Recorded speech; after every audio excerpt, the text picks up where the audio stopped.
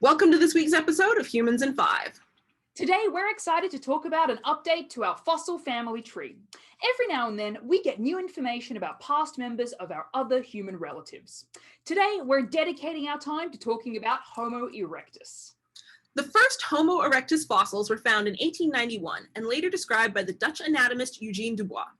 The fossils were found in Java, Indonesia, and based on this and other discovery locations in Asia, Homo erectus is best known for being the first Homo family member to go outside of Africa.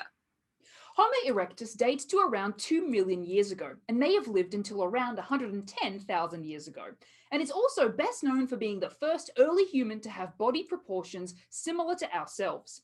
This is best known from the relatively complete skeleton of an adolescent found in Kenya known as Nariokotomi boy or Turkana boy.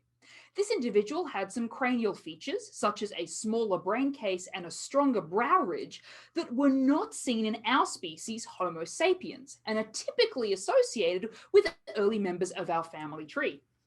But this fossil had arms and legs with proportions similar to ourselves, suggesting effective bipedal movement, or walking well on two legs.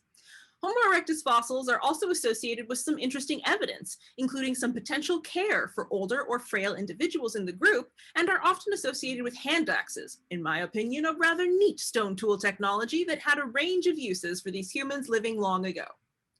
Many fossils have been found over the years with an interesting amount of diversity, but a new study by Ashley Hammond of the American Museum of Natural History piqued our interest. This study started with a fragment of a skull attributed to Homo erectus that was originally found in 1974. Researchers argued that this skull fragment was likely 1.9 million years old, but there was some debate about the date based on the nature of the site it was excavated from 50 years ago.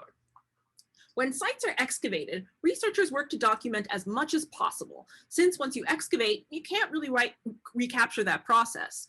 Researchers would take notes and photographs, but sometimes the finer details of where exactly a fossil came from could be hard to determine.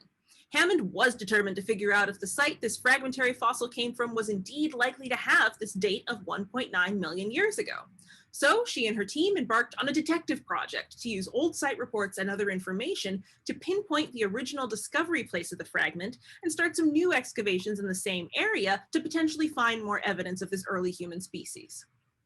Through perseverance, the team were able to determine that the original age of the fossil was correct. Sometimes fossils wash out of younger deposits and end up getting assigned older ages than might be appropriate. But by looking at the sediment in detail, the team figured out that this wasn't the case here. The cranial fossil really was 1.9 million years old.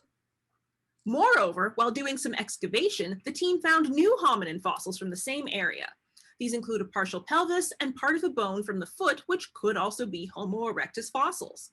These fossils may end up being the earliest postcranial or non-skull Homo erectus fossils known, as all older fossil elements recovered are from the head. This neat study goes to show that there can be a lot of value in revisiting previously excavated fossils and sites with new technologies and a fresh outlook.